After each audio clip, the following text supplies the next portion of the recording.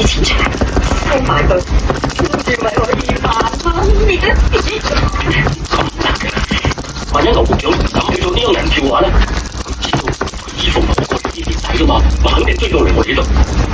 就算我哋走啊，走去天涯海角，咁都唔掂嘅喎。牛局長份人好犀利㗎，係嘛？佢有槍嘅喎，佢殺死我哋兩個啊，就可以免死兩陣銀㗎咋。千祈唔好攞佢㗎。攞翻俾人哋啦。總之執張草紙嗰個啦，起碼有得問啊嘛。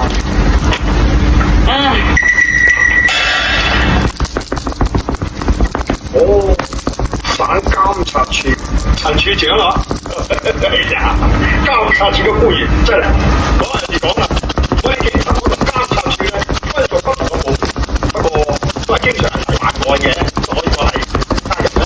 牛局長，市民之局梁局長嗰單嘢，我諗你應該有聽聞㗎啦。有，係呢個梁某人係認真過分，不用物錢關乎個黨局嘅生死存亡，佢居然偷出嚟倒賣喎，呢個人應該捉嚟槍斃。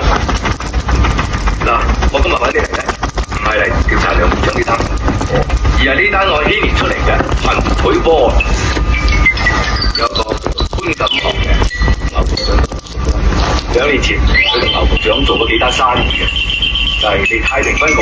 我哋同佢哋做嗰一單生意就係警用物資嘅採購啊嘛。嗱，你哋做咩人啊？